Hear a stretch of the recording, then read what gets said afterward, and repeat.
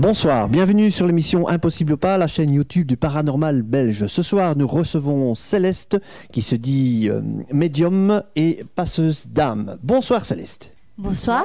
Voilà. Comment cette médiumnité est arrivée chez toi? Tu peux nous l'expliquer en quelques mots? En fait, c'est depuis ma naissance, depuis toujours, je ressens, j'ai des ressentis. Je vois des choses, j'entends des choses. Tout à fait. Et j'ai des signes. Et ces signes, tu les définis comment? En fait, ça commence... c'est une évolution, en fait. Maintenant, depuis un petit temps, mes signes commencent à évoluer. Et alors, comment dire? Parce que c'est pas évident à expliquer. Mes signes commencent déjà par des battements de cœur. Donc tu ressens, tu as des palpitations. J'ai des palpitations. Tout à fait. Oui. J'ai des palpitations, puis donc bizarrement, comme je vous dis, depuis toute petite, je ressens les choses, j'entends les choses, et en grandissant, j'ai développé des choses. Et tu as développé ces choses. Il y a eu un phénomène déclencheur. Quelqu'un a essayé de te le faire ressentir, ou bien c'est vraiment inné dans ta famille? J'ai déjà un arrière-grand-père qui est médium. Tout à fait. J'ai une famille de médiums qui ressent plein de choses aussi. Et je pense avoir acquis ce don aussi. Et tu as d'autres dons? Oui, le ressenti, sentir les âmes. Si elles sont positives, négatives, j'arrive à prendre parfois la main de quelqu'un et lui dire ce qui s'est passé dans sa vie. Tout à fait. Donc alors ces personnes que tu essayes d'aider qui sont dans l'au-delà, tu les accompagnes où? Dans une lumière, dans un paradis, dans un autre univers? Comment pourrais-tu définir? Comment les vois-tu si tu vois ces gens avec... ce sont des formes, ce sont des chimères, enfin... voilà. Mais en fait, ce sont des flashs. Et en fait, j'ai le don d'être une passeuse d'âme, mais je refoule ce don. Parce que c'est un lourd don quand même, passeuse d'âme, et très dangereux. Parce que une âme qui erre, on ne sait jamais à qui tu t'adresses. Ok, d'accord.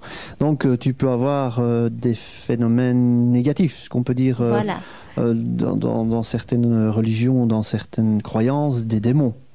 Voilà. Des personnes... C'est pour ça que pour l'instant, je reste messagère. Donc, il m'est arrivé de rencontrer des gens dans la rue et d'avoir des messages d'amour de défunts pour eux. Tout à fait. Donc, tu as ces messages d'amour et tu les transmets aux personnes. C'est pas toujours évident de leur expliquer que voilà, je vois votre maman, elle est à côté de vous et elle a un message à vous dire. C'est pas toujours évident, mais c'est plus fort que moi parce que la personne reste à côté de moi. Donc je suis obligée de lui dire. Donc j'essaie toujours de attirer son attention. Bien, elle vient automatiquement vers moi. Et là, je lui dis, écoutez, madame, prenez-le comme vous voulez, mais j'ai un message pour vous. Ok, d'accord. Ouais. Et à partir de là, je lui dis ce que je ressens. Et en général, le message se révèle être vrai. Donc, tu donnes un détail d'une vie passée à quelqu'un que je ne connais pas. À quelqu'un que tu ne connais pas. Donc, par exemple, cette personne portait un foulard rouge régulièrement. Là, tu diras, écoute, elle portait un foulard rouge. Et là, forcément, la personne sera... c'est un peu comme ça que ça se passe, en fait. Oui, dernièrement... il m'arrive souvent d'avoir des messages d'amour pour les gens. J'ai eu plein de messages, je ne sais pas vous dire combien, mais une fois j'étais à une bête soirée médiévale. Et là, une dame est venue vers moi me dire bonjour, papoter, normal. Et je vois sa maman. À côté de toi, donc? à côté d'elle, défunte. À côté d'elle, donc à côté de sa fille en fait. Ouais. Donc je lui dis excusez-moi madame, mais j'ai un message pour vous. C'était pas évident de le dire. Peut-être elle m'aurait pris pour une folle ou je sais pas, mais il fallait que je le dise. Donc je lui ai dit écoutez madame, ne le prenez pas mal, mais j'ai un message pour vous de la part de votre maman. Je décris sa maman. Oui. Elle me dit, sa maman me dit, écoute, dis à ma fille que je l'aime beaucoup, qu'il ne faut pas culpabiliser, que ton fils ira bien. Oui, et est-ce que tu te sens investi d'une mission sur cette terre? Ou bien Bien sûr. C'est un don naturel chez toi? C'est un don naturel, mais en même temps, je sais que c'est une mission sur terre.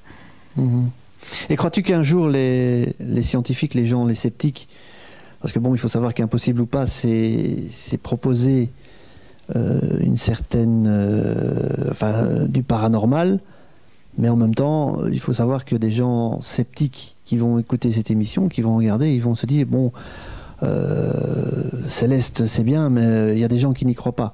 Donc, comme il y a des gens qui croient, moi, je laisse les gens choisir leur direction. Si c'est eux pensent que c'est bien, que c'est la vérité, d'autres disent bon que ce sont des sornettes. C'est à eux de juger en fait. Est-ce que tu penses qu'un jour les scientifiques vont découvrir quelque chose qui pourrait prouver qu'il y ait des contacts avec l'au-delà, comme beaucoup de personnes, enfin dans le monde comme toi? Tu crois que ça arrivera un jour, ça, non? Des docteurs ont prouvé qu'il y avait une vie après la mort. Oui. Maintenant, je pense que chacun est libre de son choix de penser, de croire. Mais moi, je peux confirmer qu'il y a quelque chose après la mort. Tout à fait. Est-ce que ça t'est déjà arrivé d'avoir une sortie de corps, genre NDE, ou quelque chose de bizarre qui t'est arrivé dans ta vie? Tu as peut-être eu un accident, tu es tombé dans les pommes, moi, depuis toujours, j'ai l'impression d'avoir des anges gardiens. Parce que j'ai fait des tonneaux à voiture. Oui. J'ai fait des sorties aussi. Des sorties astrales, enfin, bon, voilà. Mais j'ai jamais osé aller plus loin.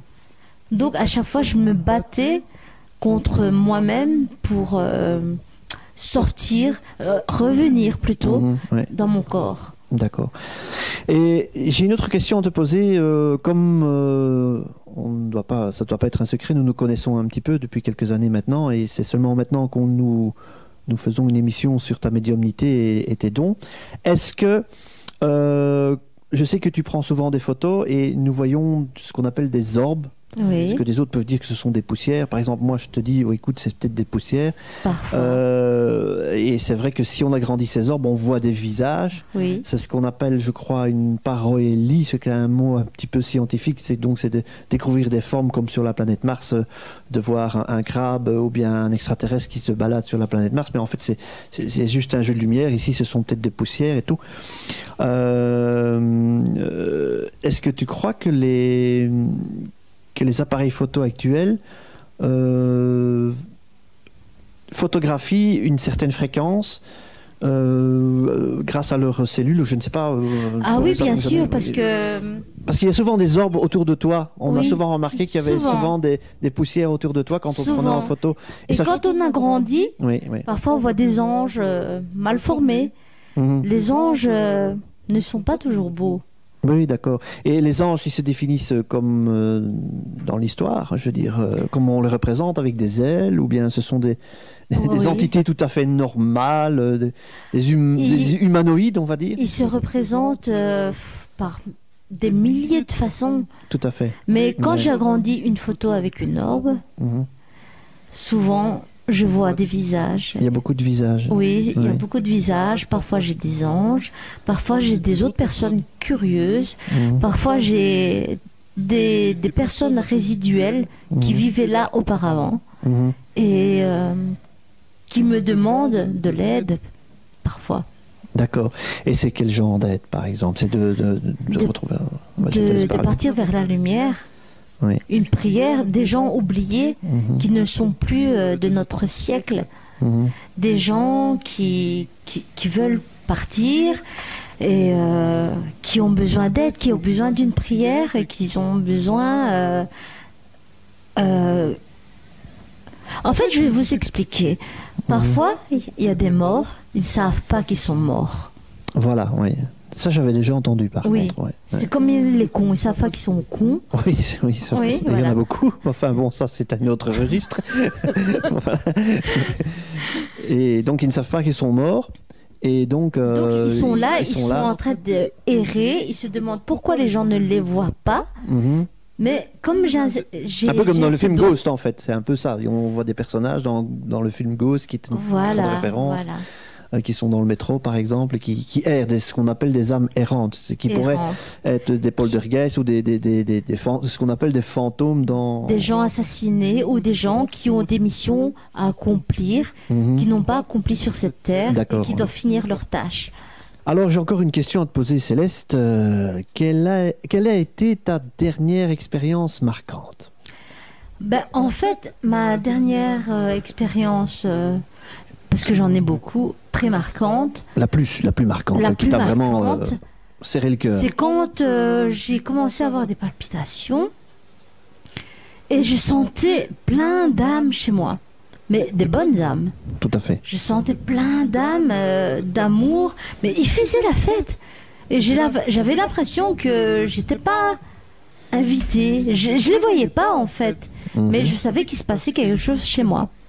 D'accord. Donc, je raconte ça à mon compagnon. Je lui dis, écoute, là, il se passe quelque chose. J'ai mon cœur qui palpite. Je ressens plein d'âme, plein d'amour. Et juste au moment où je termine ma phrase, le chien regarde en l'air. Une chose qu'il n'a jamais fait, il commence à grogner. Donc, il ressentait... ce que tu ressentais également. Voilà. On dit souvent que les animaux ont un sixième sens, et ce sixième sens a fait que... Et comme mon compagnon fait de l'écriture automatique, j'ai dit à mon compagnon, écoute, il se passe quelque chose dans cette maison. Mais quelque chose de bien, comme une fête dont je ne peux pas participer parce que je ne suis pas... une de leurs, je ne suis pas une défunte. Et mon compagnon s'est mis à écrire avec ses protections, bougies, l'encens, etc. Du majoin, de la sauge.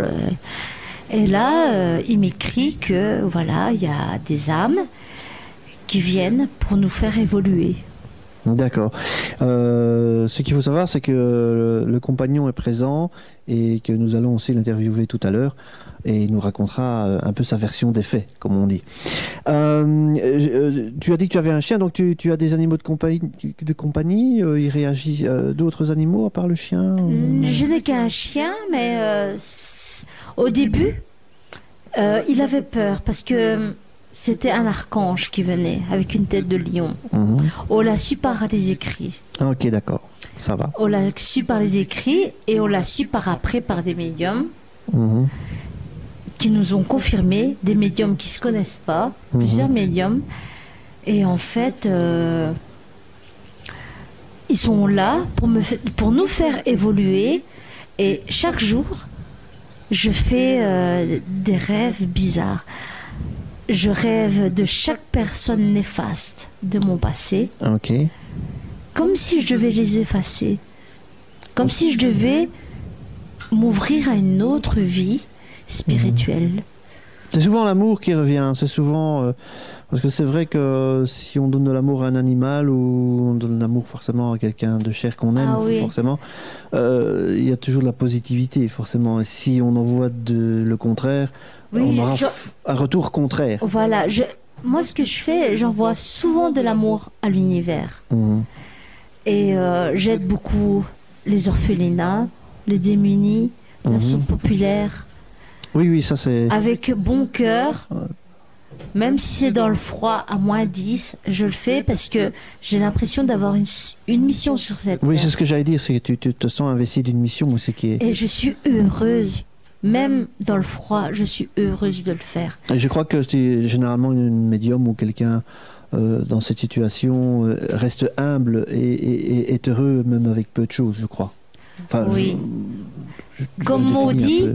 vaut mieux manger un spaghetti entre amis que du caviar entre connards. Voilà, c'est tout à fait d'accord avec toi. Voilà. Et où en est-on avec ton évolution spirituelle? Mais pour Si tu en as l'instant, une, forcément. pour l'instant, je ressens énormément de choses, Mhm. comme dans ce couloir. Oui, ça c'est ici dans l'appartement dans lequel on Quand je enregistre. fais des photos, Mhm. j'ai beaucoup d'orbes. Mhm. Et parfois, j'ai des orbes arc-en-ciel.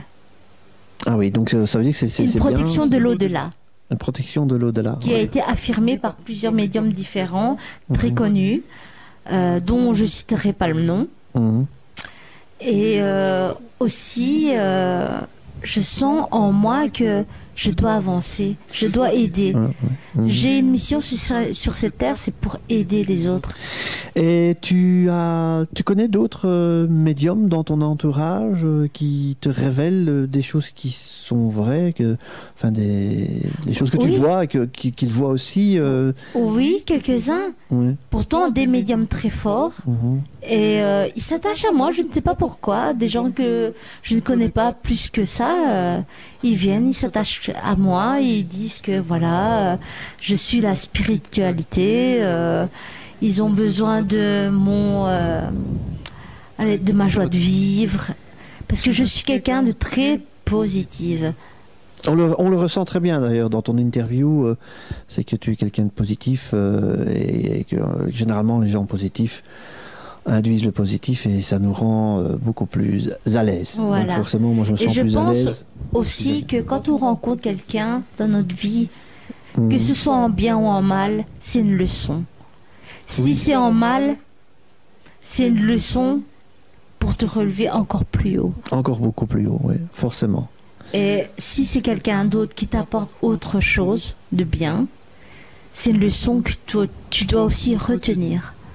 Eh bien, j'espère que les gens qui vont écouter cette interview de Impossible ou pas et YouTube en prendront compte. Et qu'est-ce que tu as à leur dire aux auditeurs qui vont écouter cette...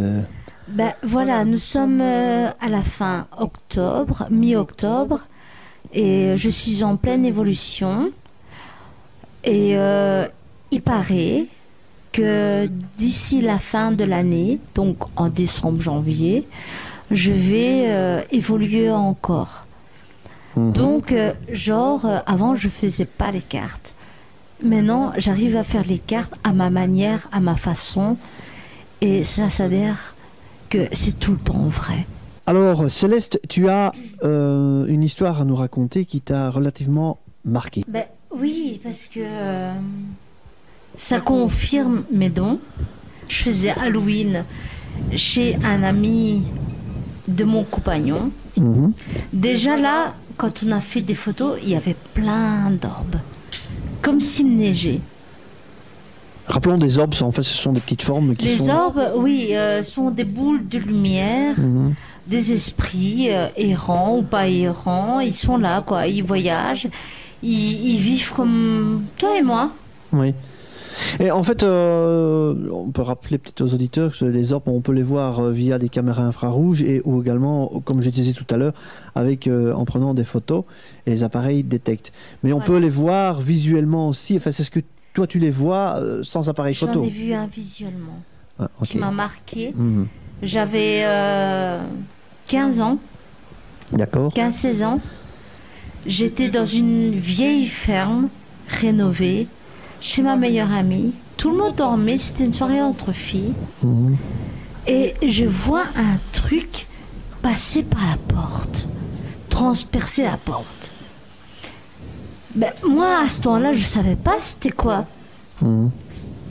Et l'orbe se met devant moi.